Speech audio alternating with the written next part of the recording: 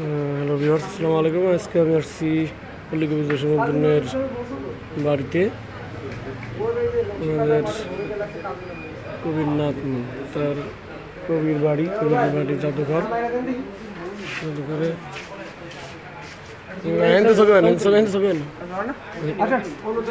আমি কিন্তু ছবি স্পষ্ট হয় না, বেশি কথা বলছি এখানে কালো না, ছবি ওই তো তুলতে হয়। এই দেখ জসীমউদ্দিন, চিনিস তুই তো কারোই চিনিস না, দেখ তো না কোনো জসীমউদ্দিন দেখ। মানুষের কবি জসীমউদ্দিন, পল্লী কবি জসীমউদ্দিন। কি পল্লী কবির নামে পদ্মা সেতু করার পরিকল্পনা ছিল, তাই হইল না তো। নকশি কবির নাতি,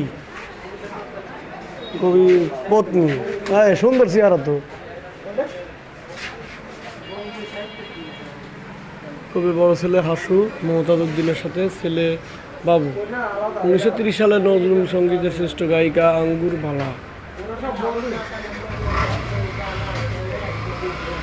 কবির শ্রেষ্ঠ বন্ধু দীনেশ চন্দ্র সেন, এই শ্রেষ্ঠ বন্ধু। আমরা আছি পল্লী কবি জসীমউদ্দিনের বাড়িতে। কই মোস্তফা কই? এটা হলো কবির সমাধিস্থল, মানে কবরস্থান, পারিবারিক কবর। মানুষ কবরের সামনে ছবি উঠে। হ্যাঁ এই এইদিকে, আমরা এইদিকে যাবো, এইদিকে যাবো। হাসুমিয়ার পাঠশালা সাংস্কৃতিক কেন্দ্র, নারী নকশি কেন্দ্র। এই যে কবির বাড়ি,